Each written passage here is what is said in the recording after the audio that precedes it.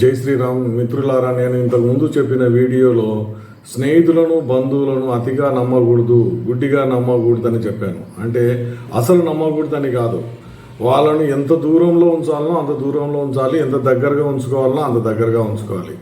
అంతేగాని మన బెడ్రూమ్లోకి తీసుకుపోయి స్నేహితులను అన్నీ చూపించేసేసి మళ్ళీ తర్వాత వాళ్ళు బాత్రూమ్కి పోయినప్పుడు ఒంటరిగా మేము ఇట్లా రూమ్లో ఉంటాము అంటే అక్కడ నగలు డబ్బు ఉన్న బీరువా ఉన్నప్పుడు ఎవరిని కూడా దగ్గరికి రానివ్వకూడదు. ఒక బెడ్రూమ్ అనేది మనకు ఉంది కదా, అది బెడ్రూమ్గానే మార్చుకోవాలి. ఇద్దరు స్నేహితులను ఎంత దూరంలో ఉంచాలంటే నా బయట సిట్టింగ్ రూమ్ అంటే అందరు కలిసి కూర్చునే ఆ గదిలోనూ మాత్రం అందరూ కూర్చోవాలి.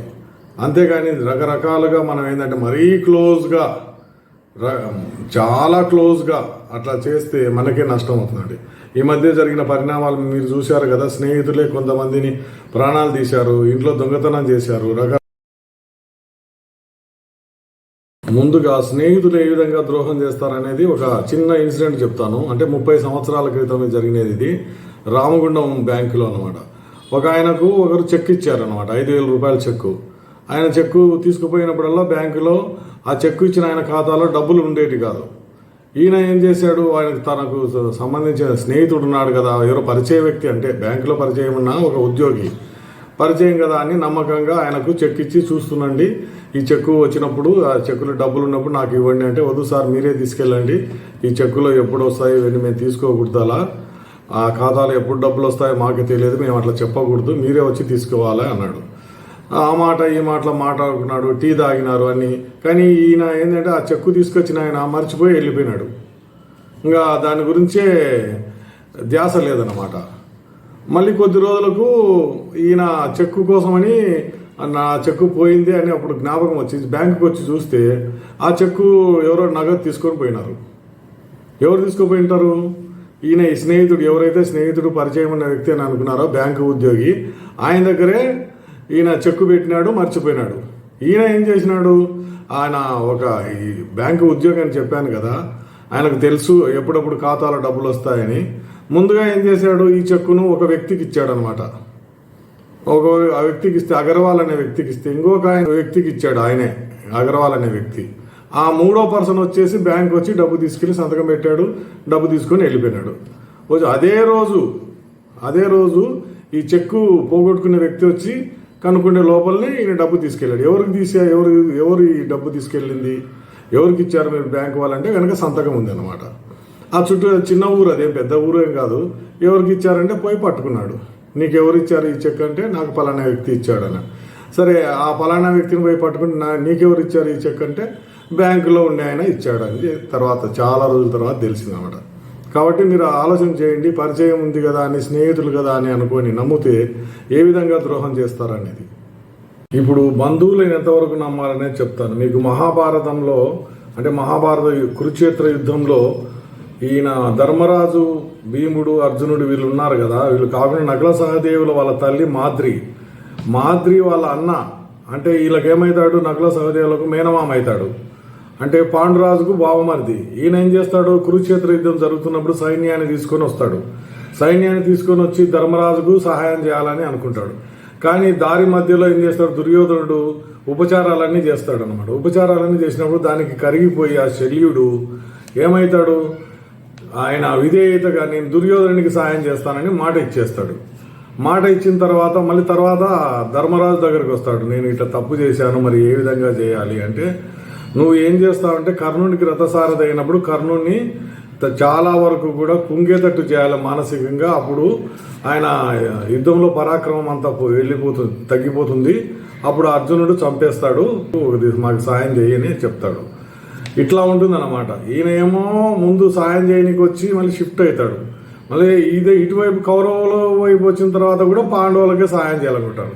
మీరు అది గమనించండి, బంధువులు ఏ విధంగా ఉంటారు అనే దాని గురించి నేను శల్యుని కథ చెప్పాను. మనకు బంధువులు మోసం చేస్తారు అనే విషయం జ్ఞాపకం వచ్చినప్పుడల్లా ఒకరు గుర్తొస్తారు. ఎవరు చెప్పండి? చంద్రబాబు నాయుడు వెన్నుపోటుదారుడు. ఆయన ఎన్టీ రామారావుకు స్వయాన అల్లుడు. అంటే ఈయన కూతుర్ని, ఎన్టీ రామారావు కూతుర్ని చంద్రబాబు నాయుడుకి ఇచ్చి పెళ్లి చేశారు. కానీ ద్రోహం చేసింది ఏంటి, ఈయన ఒక పెద్ద జట్టుగా ఏర్పడి ఇంకో బావమర్దులతో అందరితో కలిసి అంటే ఎన్టీ రామారావు కొడుకులతో కలిసి ఎన్టీ రామారావు ముఖ్యమంత్రి సీట్ నుంచి దించేశారనమాట. ఇది బంధువులు చేసే మోసము అనుకున్నప్పుడల్లా కూడా ఈ చంద్రబాబు నాయుడు మనకు గుర్తొస్తాడు. నేను ఇప్పుడు చెప్పబోయేది ఏంటంటే బంధువులు ఏ విధంగా మనకు మోసం చేస్తారు అంటే ఇంట్లో ఎవరైనా సరే బంధువులు వచ్చినప్పుడు అయితే మేనల్లుళ్ళు కానీ ఇంకా కొంతమంది వచ్చినప్పుడు మేనమామ గారు కానీ ఎవరు అబ్జెక్షన్ చెప్పరు, కానీ వాళ్ళే ఇంట్లో దాచిన డబ్బు కానీ బంగారు కానీ తీసుకుపోయినప్పుడు మనకి ఎంత బాధ అనిపిస్తుంది. అదేవిధంగా చాలామందికి జరిగిందనమాట. మా స్నేహితుడు ఒక ఆయన చిత్రలేఖనంలో మంచిగా ఎక్స్పర్ట్ అనమాట, మంచి బొమ్మలు గీసేవాడు. ఆ బొమ్మలు అంటే అదే క్యాన్వాస్ మీద బొమ్మలు గీసి డబ్బులు సంపాదించి ఇంట్లో దాచిపెట్టుకున్నాడు. అలా దాచిపెట్టుకున్న డబ్బులను ఒకరోజు వాళ్ళ బంధువు ఒక ఆయన వచ్చినాడు, మొత్తం తీసుకెళ్ళాడు. అంటే అప్పుడు ఈ కాలంలో మీరు ఆలోచన చేయండి, ఇది 20 సంవత్సరాల పైన జరిగింది. అంటే ఎవరిని అనలేరు, బంధువులు ఏమో అనలేరు, మీరు తీసుకుపోయినారని అడగలేరు. డబ్బులు మళ్ళీ ఎట్లా మరి పోయినందుకు ఎంత బాధపడి ఉండాలి. అప్పుడు కాలం స్థితిలో చూడండి మీరు, 25 సంవత్సరాలు అంటే ఎంత బీద స్థితిలో ఉన్నాం మనం అంతా కూడా. ఇప్పుడంటే అందరికీ డబ్బులు వచ్చేసినాయి, రకరకాల ప్రభుత్వం వాళ్ళు ఉచిత పథకాలు రకరకాలు ఇవ్వడం వల్ల అందరూ ఒకరికొకరికి ఇట్లా డబ్బులు అన్ని చేతులు మారుతున్నాయి. కానీ అప్పటి కాలంలో చాలా కష్టంగా ఉండేది అనమాట. చిన్న చిన్న వస్తువులు కొనుక్కోవాలంటే కూడా ఆలోచన చేసేవాళ్ళం. అటువంటి పరిస్థితుల్లో 25,000 నష్టం జరిగిందంటే మీరు ఆలోచన చేయండి. ఇంకో ఈ మధ్య మీరు వార్తల్లో చదివింటారు, టీవీలో కూడా చూసింటారు. నిజామాబాద్ జిల్లాలో మాక్లూరు గ్రామంలో నుంచి ఇట్లా మాచారెడ్డికి వచ్చాడు ఒక ఆయన, ప్రసాద్ అని ఆయన. ఇక్కడ బతుకు తెరువు కోసం ఇక్కడికి వచ్చి ఇక్కడ ఏదో సంపాదించుకొని బతుకుతున్నాడు. ఆయన భార్య ఉన్నారు, తర్వాత 2 పెళ్లి కాని చెల్లెళ్ళు ఉన్నారు, తర్వాత కవల పిల్లలు ఉన్నారు 2 ఆయనకు, ఒక కొడుకు ఒక కూతురు, తల్లి ఉంది. అంటే ఈయనకు స్నేహితుడు ఒక ఆయన ప్రశాంత్ అని ఉన్నాడు. ఆయన ఏం చేశాడు, ఏదో అప్పిస్తానని చెప్పేసి ఈ ప్రసాద్ను ఇల్లును ఆయన పేరు మీద రాయించుకున్నాడు. లోన్ ఇవ్వలేదు, తర్వాత ఇల్లును కూడా తర్వాత ఈయన పేరు ప్రసాద్ పేరు మీద మళ్ళీ మార్చి రాసి ఇవ్వలేదు. ఆయనకు ఒక దుర్బుద్ధి పుట్టింది అన్నమాట ప్రశాంత్కు. ఈయన కుటుంబాన్ని లేపేస్తే నాకు మొత్తం ఆ ఇల్లు వస్తుంది కదండి. అంటే ఇంటి కోసము చిన్ననాటి స్నేహితుడు, ప్రాణ స్నేహితుడు అని అనుకున్నాడు ప్రసాద్. కానీ ప్రశాంత్ మనసులో ఏముంది, చాలా విషయం ఉన్నది అనమాట. ఇప్పుడు ముందుగా ఏం చేశాడు, ప్రసాద్ను చంపేశాడు, తర్వాత భార్యను చంపేశాడు, చెల్లెళ్ళు 2 చంపేశాడు, కవల పిల్లలను చంపేశాడు. కానీ ప్రసాద్ తల్లి మాత్రం బతికింది అనమాట. ఎన్ని రకరకాలుగా అనమాట. అక్కడెక్కడో సోన్లో ఒకరిని, కామారెడ్డి దగ్గర ఒకరిని, ఇటు రకరకాలుగా చంపేశారు. మీరు ఇది వార్తను టీవీలో బాగా చూసింటారు, న్యూస్ పేపర్లో కూడా చదివింటారు అనమాట. అంటే ప్రాణ స్నేహితుడు, చిన్ననాటి స్నేహితుడు అని ఆయన ఏ విధంగా ద్రోహం చేశారనేది మీరు ఆలోచన చేయండి. ఈ మధ్య స్నేహితులు ఏ విధంగా ద్రోహం చేస్తారనేది మీరు సౌమ్య శెట్టి అనే ఒక సినిమా పరిశ్రమకు సంబంధించిన ఆవిడ ప్రవర్తన బట్టి తెలుసుకోవాలి. ఎందుకంటే ఈ స్నేహితులను మరీ మనము అంతా చెప్పాను కదా, బెడ్రూమ్ లోపలికి రానివ్వకూడదు, బయటనే మనము అక్కడ హాల్లోనే మనము కూర్చోబెట్టాలి, అక్కడ వాళ్ళకి ఏదన్నా తినిపించాలి, అటు నుంచి అక్కడే మాట్లాడుకోవాలి అంతే. కానీ మరీ బెడ్రూమ్లోకి ఒకసారి కాదు, 2 సార్లు కాదు, 4 సార్లు ఆమె అక్కడ బాత్రూము బెడ్రూము 2 అటాచ్డ్ ఉండే చోటుకి వెళ్ళి తలుపేసుకొని బీరువాలో ఉండే నగలన్నీ కూడా అప్పుడు కొన్ని అని తీసుకుంటూ పోయిందన్నమాట. ఎక్కడ దాచిపెట్టుకొని పోయిందో ఏమో. అలా తీసుకొని వెళ్ళిన బంగారాన్ని అంటే 70 తులాలు అంటున్నారు, కొంతమంది ఇంకా ఎక్కువ అంటున్నారు. అంటే ఎంత తీసుకుపోయింది అనేది వాళ్ళ ఇంటి ఓనర్లోకే వాళ్ళు తెలియదు అనమాట. ఏదో క్లాస్మేటు డిగ్రీ చదువుకునేటప్పుడు తెలుసు, ఈమె సినిమాలో పనిచేస్తుంది, ఏదో పెద్ద హీరోయిన్ అనుకున్నారు. ఏమీ ఆమె కాదు, ఎక్కడ వేషాలు లేక అవస్థ పడుతున్నది. వీళ్ళ దగ్గర నుంచి 70 తులాలు తీసుకున్న దాన్ని దొంగిలించుకొని పోయిన తర్వాత మొత్తము బంగారాన్ని చాలా వరకు అమ్మేసి గోవా టూర్ చెక్కేసింది తనకు తెలిసిన వాళ్ళతో. అలా గోవా టూర్కి పోయి రకరకాలుగా కూడా డబ్బులు ఖర్చు పెట్టేసింది. అంటే మీకు తెలుసు కదా, మన డబ్బు కాకపోతే ఎట్లనే విచ్చలవిడే ఖర్చు పెడతారు. ఆ సౌమ్య శెట్టికి అసలు ఆలోచనే రాలేదు.